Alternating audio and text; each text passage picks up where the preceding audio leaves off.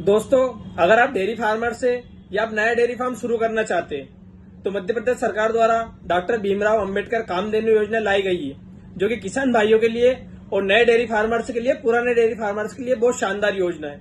आप इसका फायदा उठा सकते हैं और अपने डेयरी फार्म को बहुत अच्छे से आगे बढ़ा सकते हैं। तो चलिए वीडियो के अंत तक बने रहें। आपको डॉक्टर अंबेडकर कामधेनु योजना के बारे में संपूर्ण जानकारी देता हूँ। डॉक्टर भीमराव अंबेडकर कामधेनु योजना की शुरुआत अंबेडकर जयंती के दिन मुख्यमंत्री डॉक्टर मोहन यादव ने की है। इस योजना का मुख्य उद्देश्य राज्य सरकार द्वारा दूध उत्पादन को बढ़ाना, साथ ही में गौशाला का नवीनीकरण करना, आधुनिकीकरण करना, वहीं राज्य में युवाओं को रोजगार प्रदान करना तथा किसान भाइयों को आत्मनिर्भर बनाना दूध के क्षेत्र में। इस योजना का मुख्य उद्देश्य ये रखा गया है।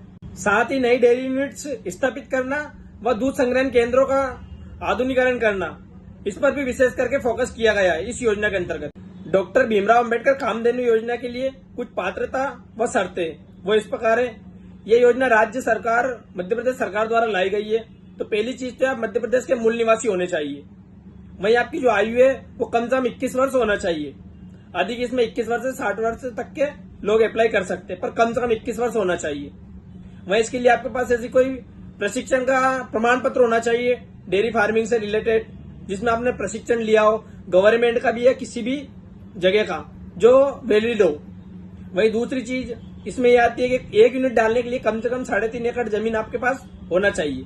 3.5 एकड़ जमीन आपकी पर्सनल नहीं है तो सामूहिक जो परिवार की आप वो भी लगा सकते हैं उनकी सहमति के हिसाब से। अगर उनकी सहमति है इसमें तो वो भी मान्य होती है। तो इसके लिए 2-3 पात्रता जरूरी होती है जो मेन है। अब इस योजना के अंतर्गत संरचना, इकाई व अनुदान इस प्रकार है कि इसमें प्रति इकाई पे आपको 25 पशु लेने हैं, चाहे फिर वो गाय हो या भैंस हो। इसमें एक चीज मेन है कि आपको एक ही नस्ल रखना है एक इकाई में। वहीं इसमें अधिकतम आप 1 से लेकर 8 इकाई कर सकते हैं, जिसमें अधिकतम पशु की जो संख्या रहती है वो 200 तक रहती है।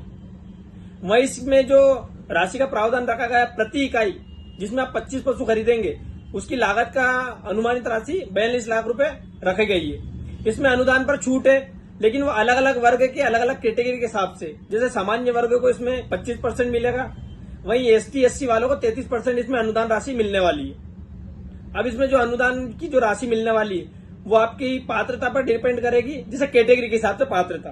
आप सामान्य वर्ग में आते हैं तो आपको 25% ही मिलेगा, और आप एसटी एससी वर्ग में आते हैं तो आपको 33% तक का अनुदान इसमें सरकार द्वारा दिया जाएगा।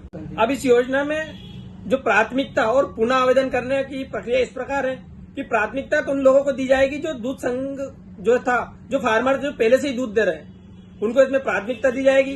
साथ ही में इसमें आवेदन इस तरह से कर सकते हैं कि जैसे आपने जो ऋण राशि चुका दी, उसके 2 साल बाद आप इसमें वापस से पुनः आवेदन भी कर सकते हैं। तो प्राथमिकता तो उनको दी जाएगी जो दूध संघ को पहले से ही दूध दे रहे हैं, वो डेयरी फार्मर्स।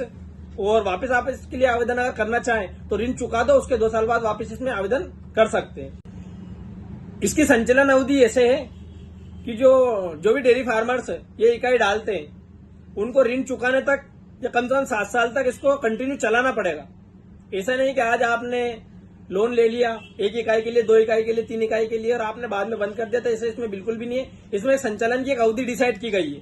या तो आप पूरा ऋण चुकाओ तब तक इसको संचालित करो, या फिर 7 साल तक इसको आपको संचालित करना अनिवार्य इसमें रखा गया है। इस योजना में बहुत सारे अतिरिक्त फायदे भी है जो सरकार द्वारा दिए जाएंगे डेयरी फार्मर्स को, जैसे कि नस्ल सुधार या डेयरी फार्मिंग सीखने जैसे बहुत सारे शिविर लगाए जाएंगे, जिसमें डेयरी फार्मर्स को ट्रेनिंग भी दी जाएगी, सिखाया जाएगा। वहीं इसमें क्रेडिट कार्ड अवेलेबल कराए जाएंगे 0% ब्याज पर। यह सुविधा भी डेयरी फार्मर्स के पास अवेलेबल रहेगी इसमें अतिरिक्त फायदे के रूप में। वहीं पे जो बहुत सारी संस्था है जो गौशाला में इंटरेस्टेड है, दिलचस्पी रखती है या पहले से कर रहे हैं, उन लोगों को अतिरिक्त जमीन भी सरकार द्वारा दी जाएगी। तो इसमें अतिरिक्त फायदे के रूप में 2-3 पॉइंट भी सरकार द्वारा रखे गए हैं। इसकी आवेदन प्रक्रिया इस प्रकार है। आधिकारिक जो वेबसाइट है उस पर पहले आओ पहले पाओ के आधार पर इसमें आवेदन लिए जाएंगे और ऑनलाइन इसके आवेदन होंगे। साथ ही में इसमें नॉर्मल डॉक्यूमेंट है, डॉक्यूमेंट के लिए कोई बहुत बड़ी प्रारूप इसमें रखा नहीं गया है। आपका आधार कार्ड, पैन कार्ड, आपका जो मूल निवासी जो मध्य प्रदेश के, साथ ही में जो भूमि का उन्होंने मांगा है 3.5 एकड़ का। और इसमें मेन चीज एक ये भी है कि आपको प्रमाण पत्र देना पड़ेगा प्रशिक्षण का, कि आपने डेयरी संस्था से कहां से प्रमाण पत्र लिया है, क्योंकि इसमें प्रशिक्षित जो डेयरी फार्मर्स है उनको इस यूनिट डालने का इसमें उन्होंने प्रावधान रखा है। अगर आपके पास नहीं है वो, तो आप किसी भी डेयरी संस्था से जहाँ पे भी प्रशिक्षण का प्रमाण पत्र मिलता है वो आप ले सकते हैं। आप जाओ, वहां पे आपको सीखने का भी मौका मिलेगा इस तरह से इन्होंने इस जो डॉक्टर भीमराव अंबेडकर कामधेनु योजना है इसका पूरा प्रारूप जारी करा है। इस योजना का संचालन मध्य प्रदेश सरकार द्वारा किया जा रहा है। साथ ही में जो भी किसान भाई डेयरी फार्मिंग में इंटरेस्टेड है, पहले से डेयरी फार्मिंग कर रहा है, जो किसी रीजन से नहीं बढ़ा पा रहे अपने डेयरी फार्म को, उनके लिए बहुत शानदार और सुनहरा मौका मध्य प्रदेश सरकार द्वारा दिया गया है। समय समय पर सरकार द्वारा, केंद्र सरकार द्वारा, राज्य सरकार द्वारा बहुत सारी योजना लाई जाती है, लेकिन हमें जानकारी नहीं होती, जागरूकता की कमी की वजह से हम उसका फायदा नहीं ले पाते। लेकिन किसान भाइयों से मेरा यही निवेदन है कि जब भी सरकार द्वारा ऐसी कोई योजना लाई जाए उसका फायदा आप जरूर लो। इसमें एक चीज आपको ये भी है कि इसमें अनुदान राशि की भी छूट दी गई है, तो आपको अनुदान राशि भी मिलेगी, सरकार द्वारा बहुत सारी सहायता भी की जाएगी। तो सभी किसान भाइयों से यही निवेदन है कि जो भी इसके लिए पात्र है, जो आवेदन कर सकते वो जरूर आवेदन करें और अपने डेयरी फार्म को आगे बढ़ाएं। उम्मीद करता हूँ वीडियो आपको पसंद आया होगा। ज्यादा से ज्यादा लाइक से सब्सक्राइब जरूर करें।